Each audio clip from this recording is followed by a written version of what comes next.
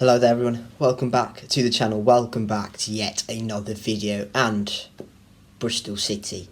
Right, this is the match review for the Millwall game at the Den, but I'll also be kind of covering the West Bromwich Albion game as well.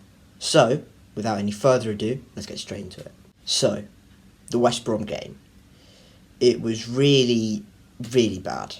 It's really bad, and even though West Brom were clearly the better side, it was still a really horrendous performance from City.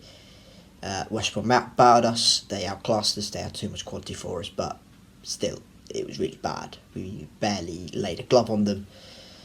Quite frankly, we just stood down, just knelt down to them and went, please walk all over us. We did that. We did exactly that. And Carlos Corberan, well, it was an easy game for him, really. Yeah, it wasn't great. And after the game, it seemingly was done for Pearson. He'd lost the fans. He'd lost the fans. Majority of people on the ground were sick after 2-0. They were sick and done with it. They started booing and whatnot. It was really toxic from what I hear. And after the game, in the post-match interview with the club, not even with another media outlet like BBC Bristol, just with the club, he goes out and says, I'm glad our next 2 games away from home because we don't have to deal with the toxic atmosphere at Ashton Gate, which to an extent I agree with, but you can't come out and blame the fans before yourself or anyone else really at the club. You can't blame the fans. The fans have been there for you, Nige, since day one. They've been supporting you, even through COVID. We were there for you, and you can't go and throw us under the bus like that. It was ridiculous, and it's a sign of desperation, a sign of experienced manager, clearly, who's done with it. Who's done. He looked finished. Pearson looked finished. He sounded like he was done. City gave him the Millwall game, and going into the game, it was very negative. It was like Millwall have got a really good home record. They've only lost twice at home this season. They're going to batter us. We don't really have a great record. It's not bad. It's not horrendous, but it's not great. And typically against sides who are physical and strong and aerially dominant, we struggle. Just like they did to us at Ashton Gate this season. So it all pointed towards Nigel Pearson's exit door, and to be fair, it didn't transpire in that way at all.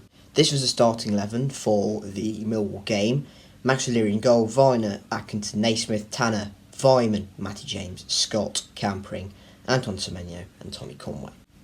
On paper, it was an improvement on teams that were put out in previous games, which is just absolutely baffling, including Andy King at centre-back. But Rob Atkinson was brought into side and he looked really assured after being out in the cold for a few games and playing for the under-23s as well at the high-performance centre. It's just bizarre because he was probably one of our best centre-backs, and he looked it against Millwall. Centre of the back 3, Naismith on the left, and Naismith looked really good as well. And voila, we kept a clean sheet and looked defensively assured.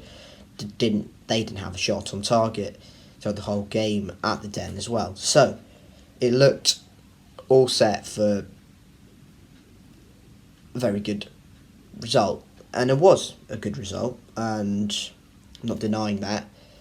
But some people are taking it slightly over the top.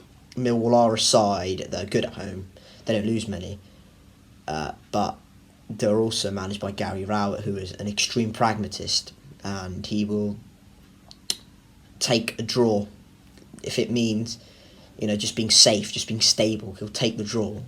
And yeah, he said after the game he was impressed by us, which is very fair of him, which is very good of him, very honest of Gary Rowett. But to an extent, it was Millwall who didn't show that enough qualities. Fleming wasn't really at it. Tyler Brewery wasn't really at it. So was Andreas Vogler-Sammer. It was kind of a depleted Millwall side who didn't really show their quality, didn't give enough service to Tom Bradshaw, and one chance he did have in that first half, it was a really difficult one as well.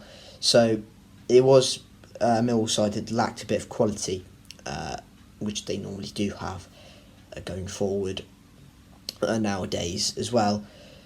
So just yes, Bristol City did do well defensively, but I do think Millwall were not quite at it, and I think that's what a lot of their fans are saying. They're not quite at the peak of their powers, and we probably did get away with one yesterday. But credit to us, we did dominate most of the game. We did create a lot of chances. Vyman had one gaping goal. He had to score that. If we'd scored that, probably win the game as well. So yes, good point, and improvement on West Brom and Stoke and previously to that, but still I think 1 win in 9, it's not good. It's not good enough at all. It's not good enough, and there's probably massively papering over the cracks, and Coventry away is going to be really difficult, like really difficult, and they are flying high, Coventry, and they're chasing the playoffs. They're 13th, I think, but the gap between 16th down to Swansea and 6th and 5th is really not much at all, and they're going to be at it, Coventry. So we're going to be in for a tough test at the CBS. But yes, a good point away at Millwall. A tough place to go to, and a good result and a clean sheet as well, which is very important. And clearly it shows players are still behind Nigel Pearson, which is obviously a good thing to see, even if the fans probably aren't. So, thank you guys very much for watching this video. If you have enjoyed it, hit the like if you haven't already. Subscribe to the H-Rom Stock YouTube channel down below with that red button for more Bristol City content. That is the team I support. I'll be back with a match preview for Coventry City as well. So, thank you guys again very much for watching. Keep safe, and I'll catch you all later. Cheers.